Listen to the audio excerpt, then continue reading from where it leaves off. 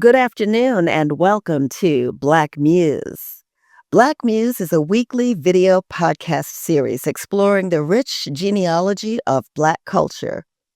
It's where creatives from the worlds of jazz, hip hop, gospel, politics, sports, fashion, theater, and literature come to engage in the lively art of conversation.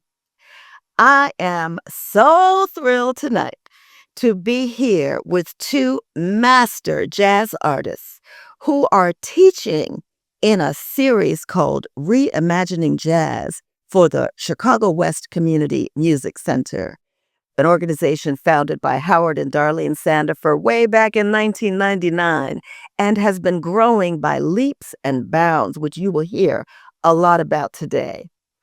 I am blessed, as are you, to be seated on my right at the piano with a man who is squarely, and I do mean sitting squarely, in the architecture of Chicago's jazz sound.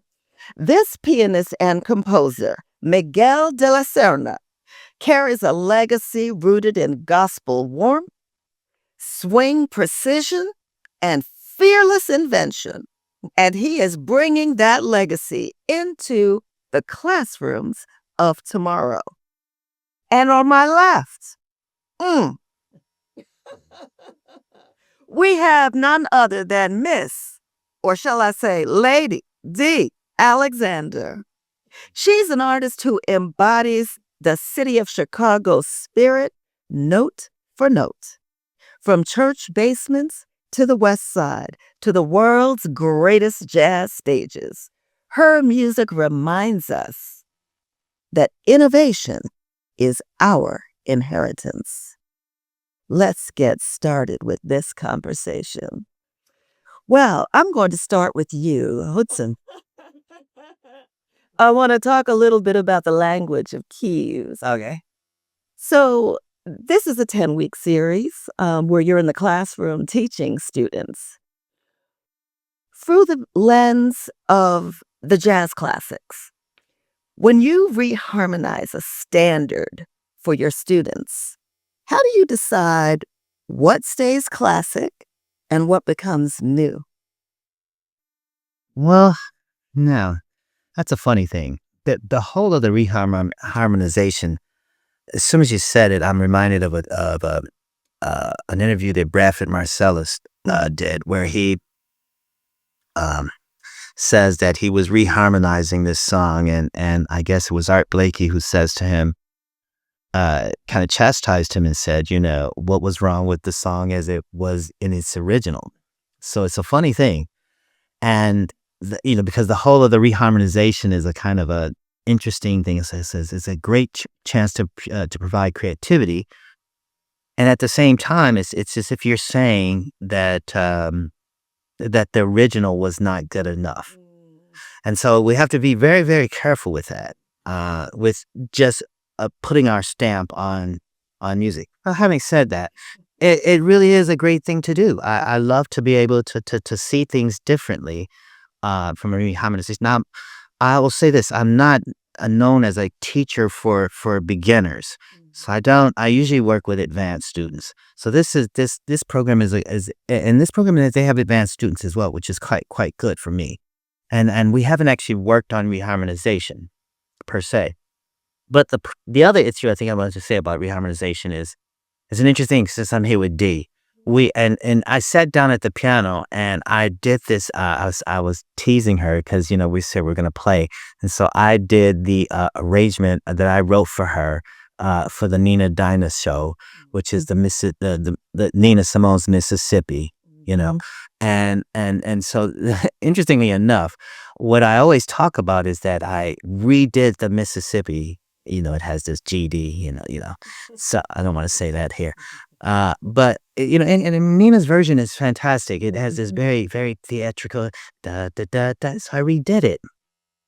The only thing is that by redoing it, I can't use it, because the music belongs to Nina, and so So They have to get permission. I would have to get permission, and even though I did, it was it was a big part, if I do say so myself, it was a big part of this show, but I wasn't able to use it. And so I'm actually not a big fan of reharmonization, because I say that if you're going to reharmonize something, you should just go in and write your own music, and not give a reharmonization of your creativity to some other music. So even if you reharmonized, say the piece that you did reharmonize, if you performed that publicly over and over and did not attribute it to Nina and just let the conversation flow about how people hear it and compare it, that would not be allowed either. Well, it's allowed, but I guess what I'm saying is that in this case, it's a brand new piece of music that Nina even will own, because she wrote, it was her original song, and I reharmonized it. And so, Yeah. so I say, if you're gonna go down the path of reharmonization, then why not just write your own music? Yeah. But that's probably not a good answer for you. No, that's good, because it actually is a great transition for my next question. Because, when you did that, it's because you felt something that could be a little different. You felt something based on how you play and what you feel. How do you teach feel to a student? That heartbeat that turns notation into emotion. Well, that's a whole nother thing, isn't it? And because when you're talking about teaching, say, art or jazz, is how do you get that emotion out? And the thing is, most people get caught into technique, and instead of the emotion of the piece. And so I have a thing that Dee always says I say, which is, I say, tell your story.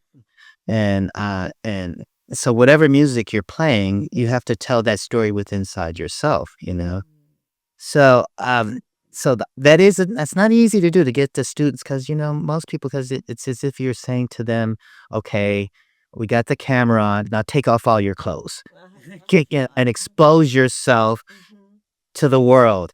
When we're taught as children, as we say, that's what we say when we're kids. You have to say, don't tell your kids to be quiet, but sometimes you need the kids to be quiet, but you need for them to, and we're taught to, this is a big thing for us, especially in our community. You got to especially go to church, be quiet.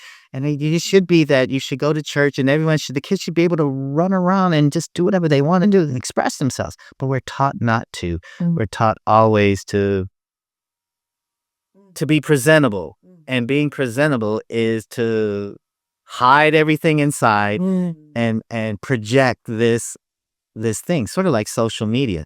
So we tell people about social media that when you see that person on social media, their lives are not like that. You just see that, and inside you don't really know what's going on with them. So I still don't have another answer for you, I'm sorry to say. Well, before I turn over to Dee, just on this language of keys, what does it mean to listen between beats? Like there's I hear a lot about teaching listening between beats. There are the beats, and maybe that's a part of how the story gets told, a person's story gets told. And how do you teach that? Well, one of the things we do is teach kids, teach musicians, young people, to, especially on the piano. It's you don't have to. Most people hold. I use this example. I used it today. I asked the kid, did he swim? And he said no. He said, because if you're learning how to swim, most of us think we got to hold our breath, and then we just do this. And in order to really swim, you have to develop a technique of breathing. And it's the same thing in music. You have to develop a technique in breathing. You have to breathe, and then when you take that breath, because the music is that the real music is in what you don't play. That's right. So that's the silence, and the only way to get that silence is to get that breath in. And I think that most young musicians, and I myself had this issue. When I was in school, I studied at Oberlin College, at Oberlin Conservatory. And it was a great piano player there who helped me with this. He told me, he came in, he's a great composer. His name was Moses Hogan. I don't know if you ever heard of him. Moses Hogan does great spiritual writing. He's fantastic. He passed away. He had a brain tumor. But he heard me play some classical music, and he said this to me. He said, "You're not breathing." And, and he was the greatest pianist I was a freshman when he was a senior. And so, I mean, he told me that, and initially I was like, I think of breathing. Why? I was like, well, it's just the thought, why is he telling me this? The first thing is, oh my God, he just criticized me. Okay. Thank you, Denise. Fixes up. And he was fabulous. He's a fan, and that's been nearly 50 years since he told me that. But it sticks in my mind to this day to breathe. And so I'm known as an accompanist. I make this quick. So one of the tricks I do is I say, you must breathe with the singer. So if Dee's up there singing, you got to breathe with hers. You take the breath when she takes the breath. And you two collaborate a lot, so it's very meaningful. Yeah. So you have to take that breath. You got to watch them. So I know more about the singers. I say so it's a joke. I say, I'm looking at you, because they say, stop looking at. But then you look at from behind them and say, yeah, I'm looking at you, girl. Was it real? Yes, it's not. As we say, I'm watching there, so we do watch it. I won't say what we normally say, but that was. But the point is that I'm watching and breathing. Wow. Well, thank you for that. We will be back to you in a minute. Lady Dee Alexander. Yes. You know, I guess my first question that I would like to ask, first of all, this morning I was listening to you perform at the Hyde Park Jazz Festival, one of your performances. There's just a sound in there that when I hear it, every time I hit play, it just moves me. It just gets me going. I just can't explain it.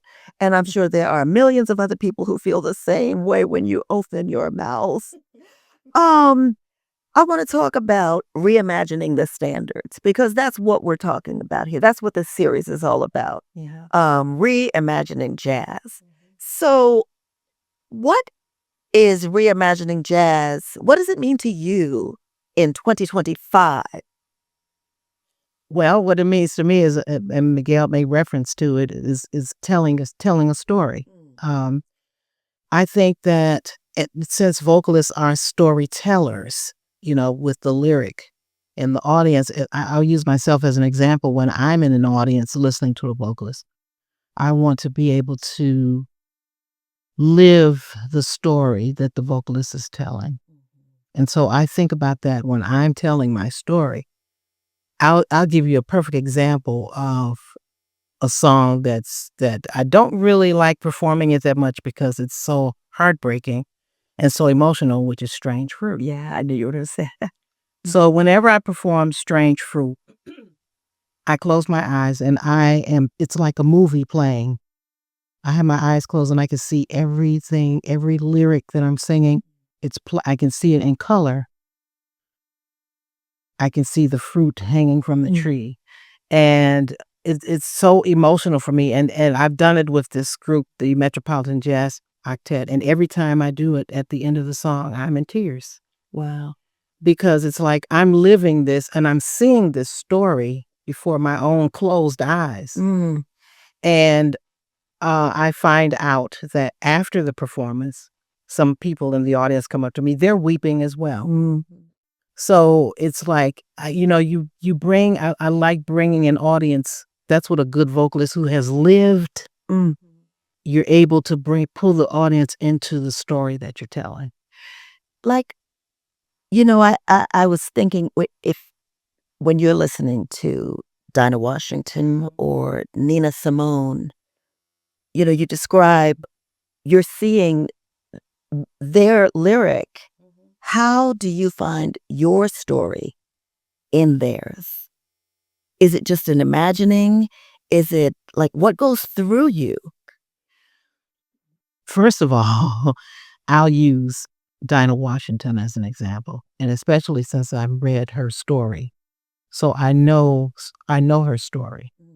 And with me knowing her story and knowing what she's been through, I feel it as well. And there are some parallels, not all, but there are some parallels being an African American woman in the United States, dealing with racism, dealing with sexism. I can identify with what she's saying. So that's why it's I won't use the word easy, but that's why I can kind of work through that because of her story that I've read about. And that's really great because that's one of the teaching moments for the students, right? In order to feel, in order to see yourself in what you're about to attempt to play, it might help to read something about Absolutely. and get to know them. I have a friend who a good friend of mine who's no longer with us. Her name was Hanan Wajid. We would talk about vocalists all the time, and she would ask me, what do you think about this vocalist? And I'll say, oh, she's okay. Blah, blah. And I'll ask her, what do you think about this vocalist? She'll say, she has not lived. She has not lived. And so that's one of the things. And I know dealing with young students, they have their living where they are currently in their lives. And I have two students that I've been working with. They're just beautiful young ladies. So that's one of the things that I stress to them about, first of all, learning the lyrics, learning the story that you're telling of, whatever song it is that you decide to copy, or your own story. Know what the story is all about. Excuse me. And and the best stories are your own stories that you tell, because that's your story and you've lived it. So you're able to convey that story. And that's one of the things that I want to pass along to my vocalist students. Very, very interesting. And when you're teaching that, how do you balance the reverence of tradition with the freedom that, jazz insists upon? That's a really good question. And that's something that that's a work in progress, even for myself, just in terms of the reverence and telling that story. I think the reverence is in the story. And I don't know, it's hard to teach that to us. I try to convey that to a student, and they sit there and okay. I don't think they really get it yet. It's coming. It comes through living. In that living. It comes through living. Yeah. You can talk about it. You can give examples about it. It's just like your mother said, don't touch that because it's hot. What are you going to do? You're going to go over and oh, okay. Now I've had that experience. Now I can write this song about that pot was hot, because I touched it. So I know what that feels like. Well, when you're talking to students about reimagining a classic, is there a particular emotion that you want them to reach within themselves? I want them to first learn the lyric of the song. If they know what the song is all about, then hopefully they will develop a feeling about the song that they can convey and make me or whoever's listening to them feel what it is that they're trying to say. The student that I had today actually brought two songs to me that I was not familiar with. They're not necessarily from the classical, but they're jazzy. And that's why, and one of them is by Amy Winehouse, and the other one is by an artist by the name of Ray. I wasn't familiar with any of their music, but when we sat and we had a listening session and I listened to it, I'm like, oh. And I listened to the lyric, I'm like, oh, there's songs that I would do and reimagine. So I love the songs, I love the lyric, and so now that we have that, we're gonna work on her interpretation of those songs. So would that be one of the things I was going to ask you? Is there something that has surprised you most about, working with the students and reimagining jazz? It really has. Like the student I had last week, she selected Love Me or Leave Me and Can't We Be Friends? And I was really surprised. I'm like, oh, Okay. And we actually sat and we listened to Ella Fitzgerald and Louis Armstrong's version of Can't We Be Friends? And we listened to several renditions of Love When You're Leaving. And so I said, okay, we've listened to these. Now I want you to come up with a way that you can interpret it. And I know she's gonna, and for a vocalist, thank God I have my friend Miguel. We work through things and come up with ideas, because that's what you need. You need a collaborator as a vocalist or a musician or whatever. It's better to have someone that you can kind of bounce ideas off of. So she and I are bouncing ideas off of one another, but she's gonna really have to get together with it. It'll be better if she gets together as a musician. Talk to me about this program the Chicago West Community Music Center has put together, funded, by the way, by Innovation 80. I think about Miguel used it too, the word collaboration, and we know that you two have collaborated a lot over the years. This program is about generational exchange. So it's teaching kids collaboration in a way that is unique. Talk a little bit about what that means, this generational exchange in our community and the impact. It is so important, Andy, because I want to, what I try to do is kind of meet them. Let's meet halfway in terms of my life and what I've lived through and where you are now. So I don't want to be like over their head. So I just kind of like come down to their level.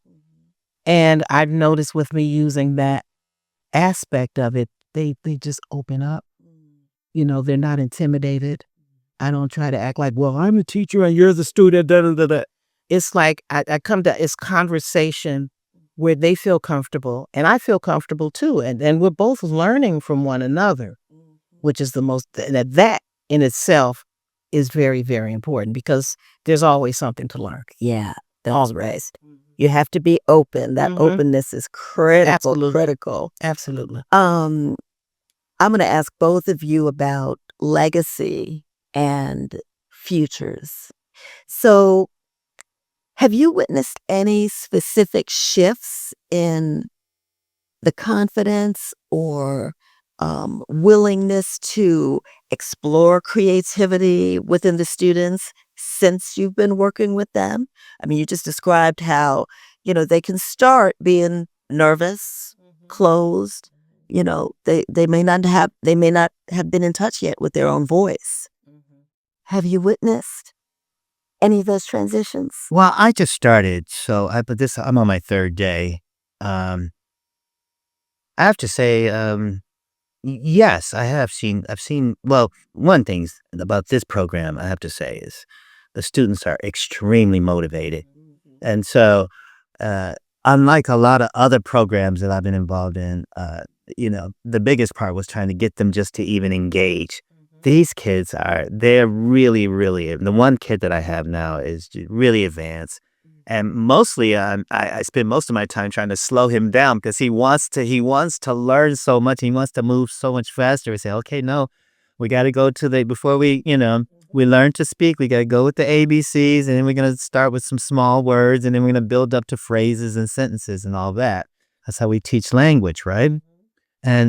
But they are really, really, so just very, very motivated. And I will say that it has changed. When we were younger, we didn't have any of these kind of programs at all. Just not at all. But we did have music in the schools.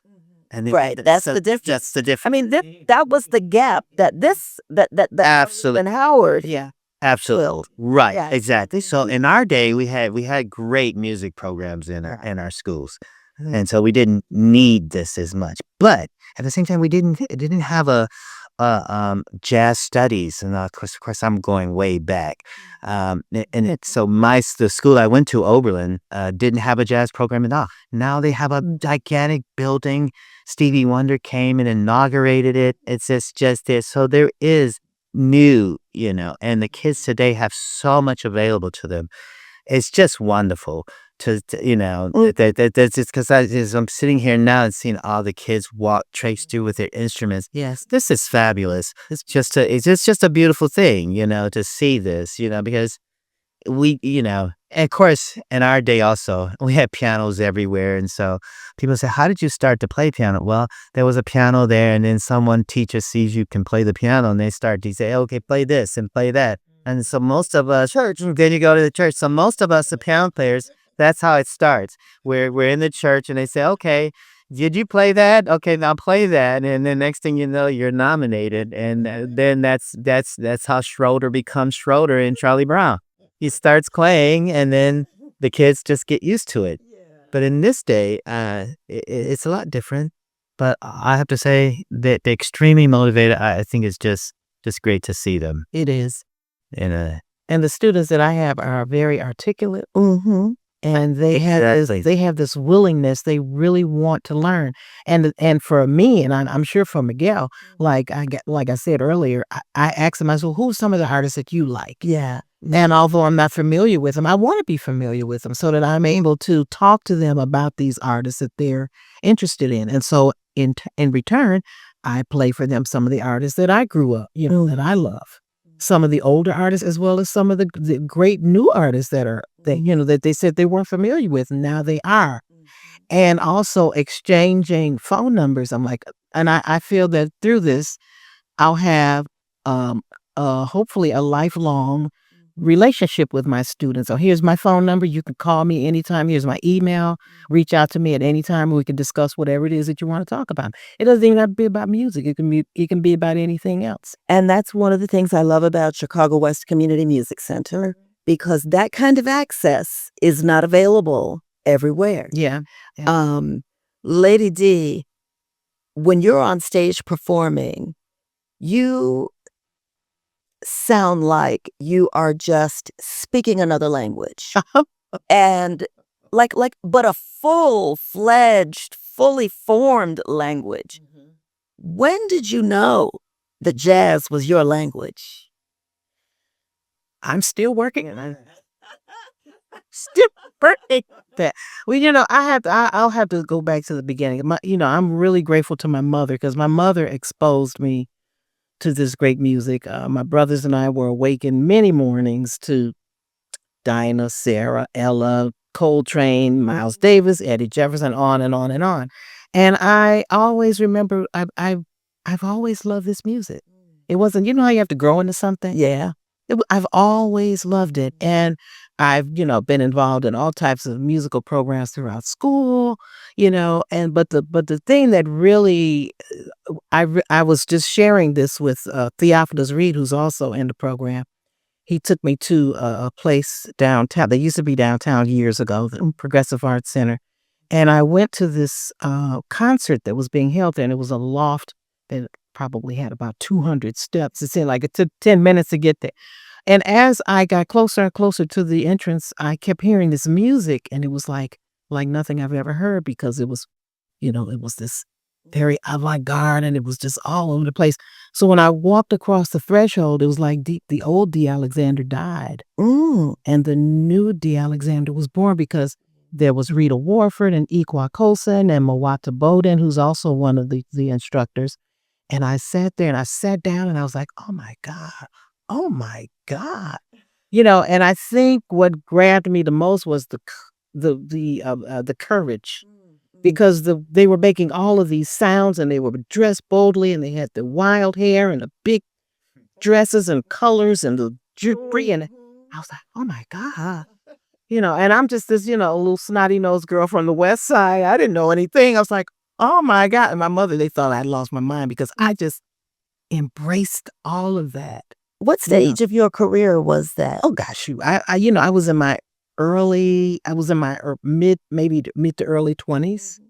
So I hadn't even really started the career yet. Not really. I mean, but it was something, it was life-changing for me.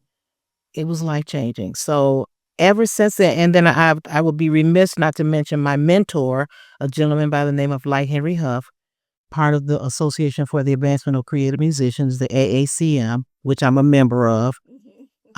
Working with him, he always advised me to don't be afraid to take chances. Mm. Think outside the box. Mm-hmm. And, and I've done that. And I listened to some of the stuff that I used to do with him back in the day, and I just cringe. I'm like, oh my God, what was I doing? But, that's what we do when you go back. And I'm sure, Miguel, I'm sure you go back and listen to some of the stuff that you did years ago. You go, oh my God. I don't listen to it. That'd be... So, it's a work in progress, it's progression. And I started, working with Light and working with that group of phenomenal musicians. I started taking chances and trying different things. You got to just be creative and just, for me, I have to try different things. Yeah. And if it works, fine. If it doesn't, then I'll try something else. Well, if I look at your, you are known for your mastery of vocal improvisation. Mm-hmm. It's commanding. Your voice is it becomes rhythm, it becomes melody, it is story. Some people have to find their story, but listen to you. It is a story. I may not understand the language with English words, but I feel it, and my own story comes through in that. How did you develop such a command of that sound? Because I'm still working. I'm still working on it, but I can tell you some of my influences. And I was thinking about this the other day. I used to listen to a Peruvian singer by the name of Yima Sumac. And she had like a 5 or 6 octave voice. And I used to have back in the day, my voice was, now I'm not trying to break glass, but she was so phenomenal. And, she's one of my greatest influences because of how she used her voice. And it was basically sounds. Also Al Jarreau, Eddie Jefferson, King Pleasure, Betty Carter, and also by working some of my biggest influences are musicians, listening to musicians, listening to the way a guitar player, strums his guitar, just listening to sounds in general. Listening is not a lost art. Listening to the way a bus sounds when it goes down the street, and incorporating listening to birds. I love birds. I'm listening to birds. But I just listen to everything. And that's what I use, what I hear, and I try to emulate that in my music. And you're drawing from all of those historical roots that we talked about: church, the blues, ancestors. And someone mentioned today about pygmy music. I listen to a lot of African music. And the pygmies are phenomenal because they have this, everything. It's polyrhythmic. It's very guttural, the way they use their throat. And I listened, and I remember there's the Tuvan. I don't know if you're familiar with the Tuvan, the throat singers from Mongolia. The way they use their voice. I just listen to everything. It's like I'm handling the press for The Lion King, which is here now, and it closes tomorrow down at the Catalite Palace Theater. Is it closing tomorrow? Yeah.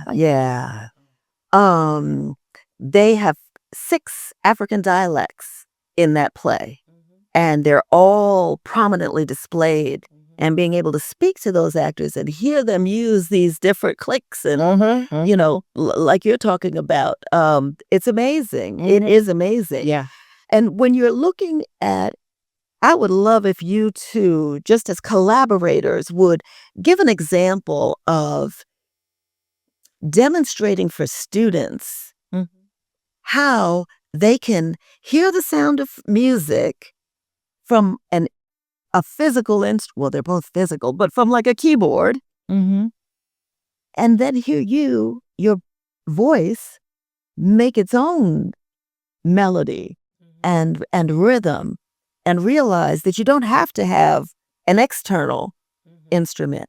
Okay. It's possible to use your own.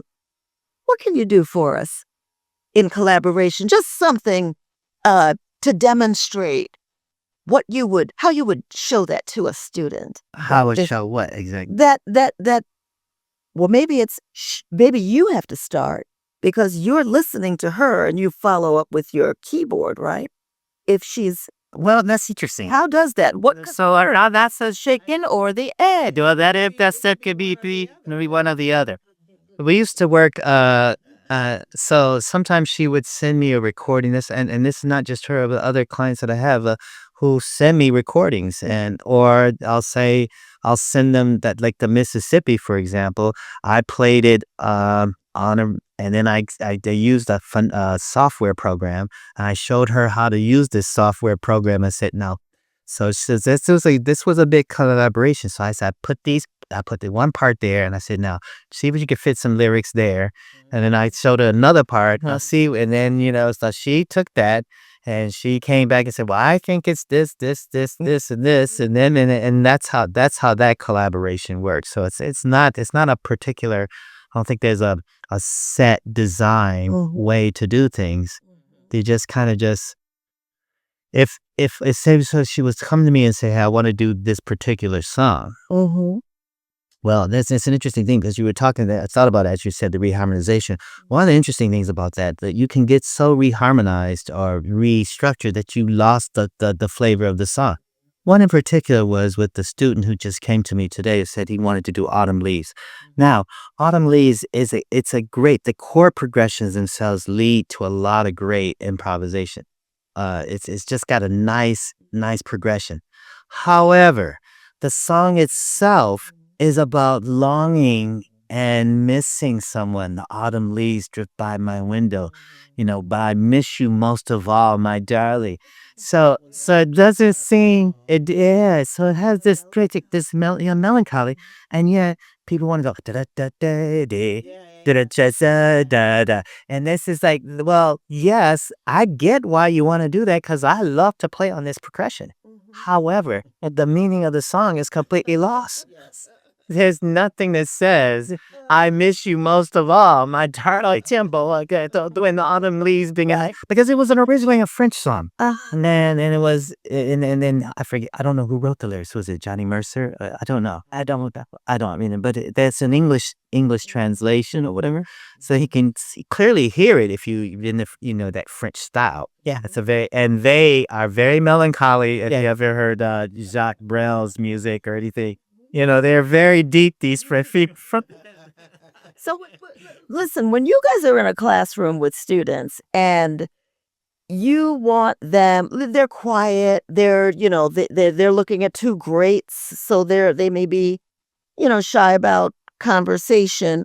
What kind of exercises do you do that will foster musical conversation from them or with them? Well, actually, I haven't had this problem here. As I said, been 3 days. The 3 days I've done here, they're very eager. I had, and in fact, most of the stuff we talked about today was apps that they could use to help them. So we didn't talk very much about emotions or anything other than giving them tools to get where they already know what they want. So it's just me handing them the tools to say, "Hey, this is how you get there. And this is the direction, that you need to take." So before we finish this, I want you to think about at least one demonstration that you can do for us. But before we get there, even mentorship. When you talked about giving your phone numbers to the students, and this is so important. It's one of the big things here at Chicago West Community Music Center. I think that right now we can say we reach nearly 1,000 students a year through all of the various programs. And we're talking mostly first generation musicians. These are not, even the seasoned ones that you see, the advanced ones, there's still a lot of them first generation. What does it mean to you for them to learn from a Black woman whose career began right here On the west side. on the West Side, where they are? I am ecstatic because when I was 11, 12, 13, we didn't have this. Yeah. I didn't have this. The only thing I had was, thank God, my mom playing songs, the music at home that I delved into, and still have that in my DNA. to this day. So I'm so glad I carry that with me. And I want to try to instill, not that I'm, a lot of young people do call me Mama D. So I want to try to instill that into this generation of young people, and to give them ideas of what to think about and how to go about it, and see what they come up with. It's like, and I always use the analogy of making your own cake. You add a little bit of this, a little bit of that, some cinnamon, a little Louis Armstrong, a little Carmen McRae, stir it up, put it in the oven and bake it and see child have a high vibration. Yeah, exactly. And and we were talking about the whole thing about mistakes today. There are no mistakes. If there is a mistake, I'll put it like this. Everyone doesn't have to know that it's a mistake, and let the next note turn that mistake into something beautiful. If I look at Don't burn the cake. and don't let it drop. Yeah. What today, as a Black woman, it is a frightening time. We have always been the target. And just when we thought things were changing, here we go again. And you can look at the statistics. They don't lie. The numbers do not lie. When you look particularly at the young women in the program who are looking for that voice, who are really eager, what message do you give them to help them feel like there is a future and not to be afraid? The message I'll give them is that this is not our first rodeo. And like Maya Angelou says, and still we rise. And still we rise. Couldn't say it any better. Couldn't say it any better. This is not our first rodeo, and it will not be the last. There's always going to be something. Our people have gone through the muck and the mire. They've gone through the middle passage, and still they rose. And a lot of us perished in the process.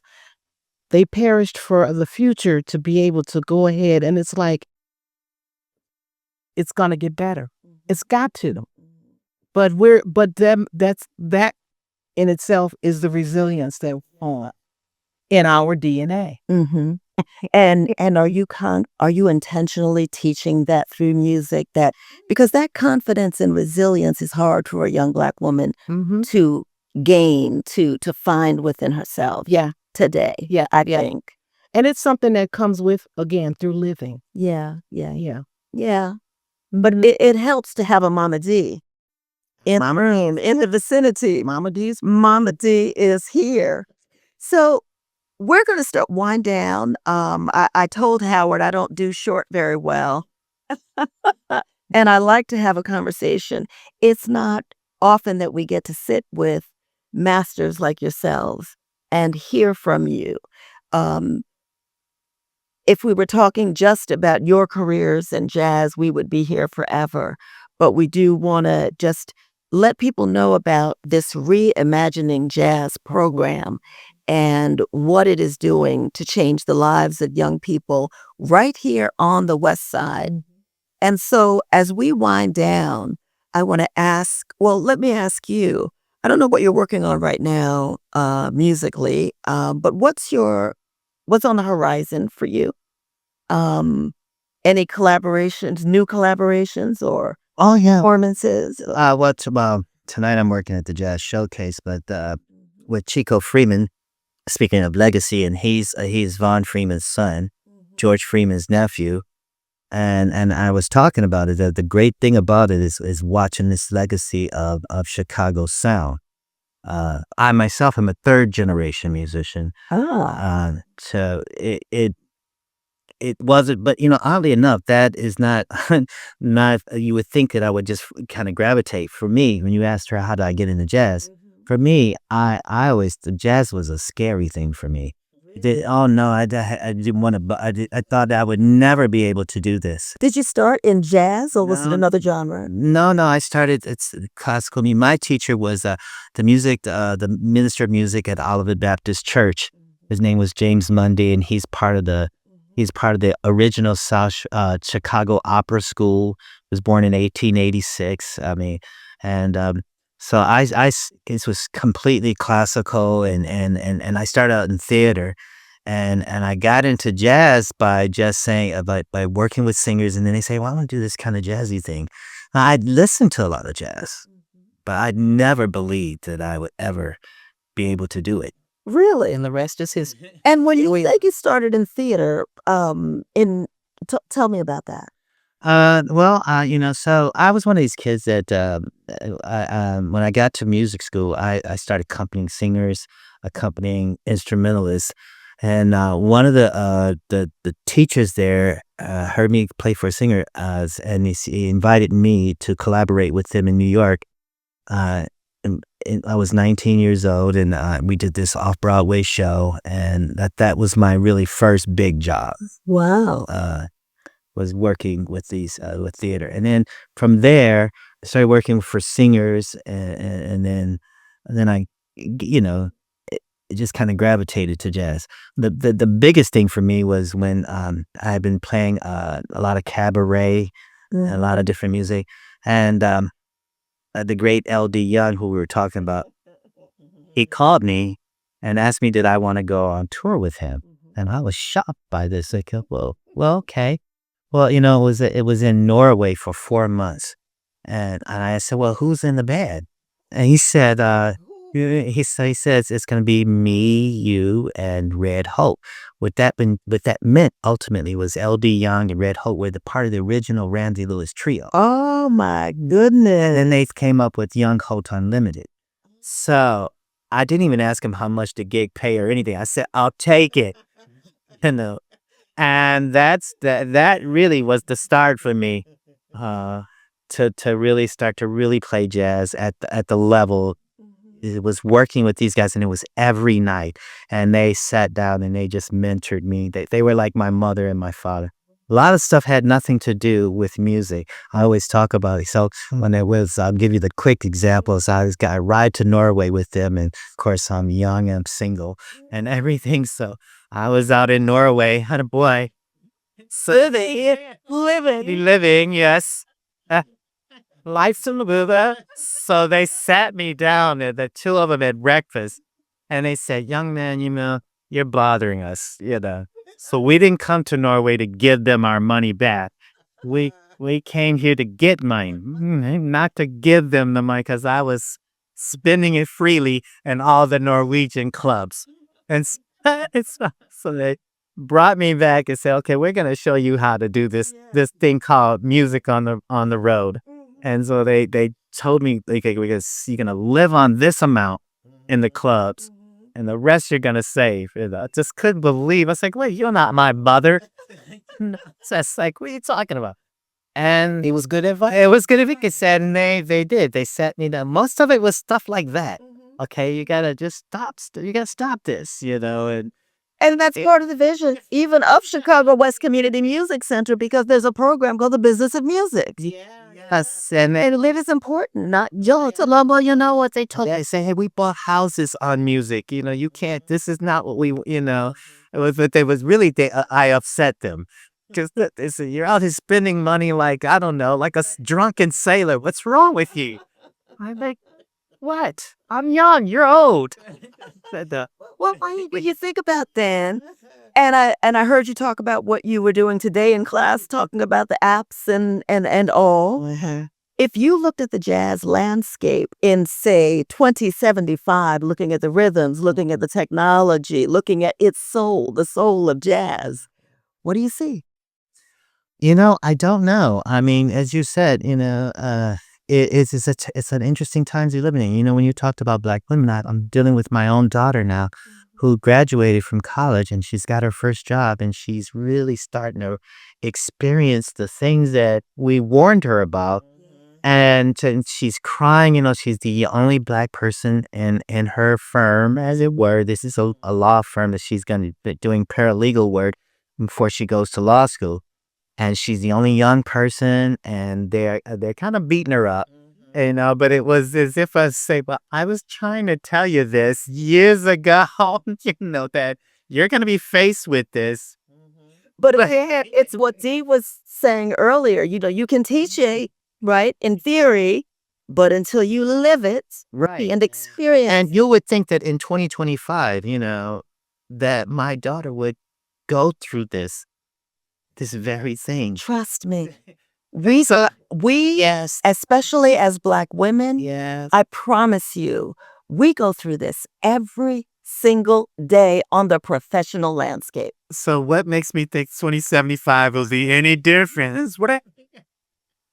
I never thought that we would have a circumstance like today where, because I'm African American, but I have a Spanish name.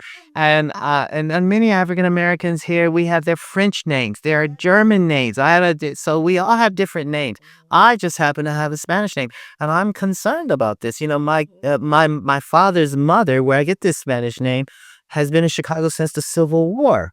She was part of the Free Blacks, that we're historically been here a long time. And so I'm worried about some guy walking up to me and saying, well, let me see your ID and see my Spanish name. And I assume that it's in some way illegal.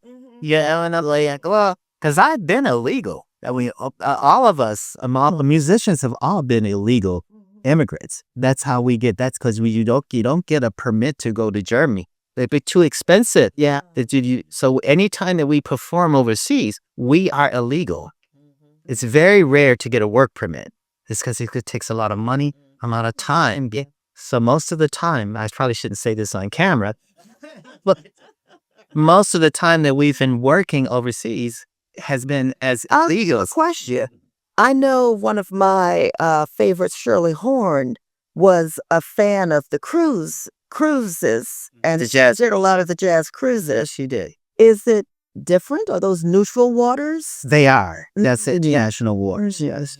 Okay. Interesting. Very interesting. Well, Miguel de la Serna, I want to thank you Thank you. for showing us the groove and grace can live in perfect harmony. Love that. And Mama D, Lady D, Miss Dee Alexander, I want to thank you for reminding us that imagination and lineage can dance in the same breath.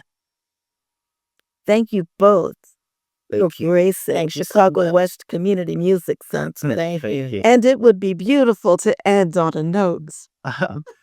Do you remember this thing?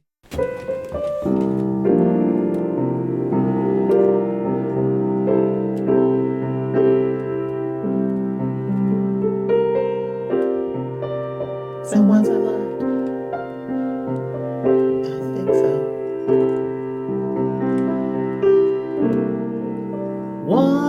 Once I loved, and I knew that you were a part of me. Once I loved,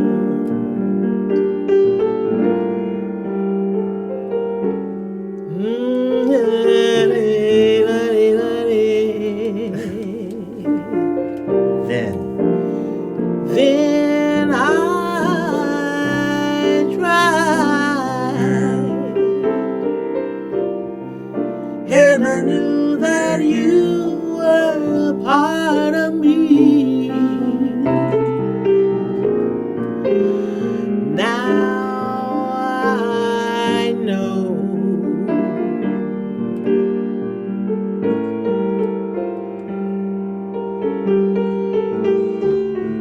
Maybe then. Maybe then I will know.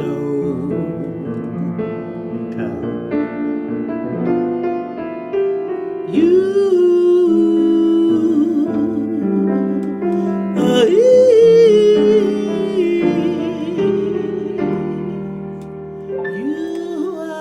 a part of me. That was an old arrangement. That is beautiful. Absolutely beautiful. Thank you. I should have warned you.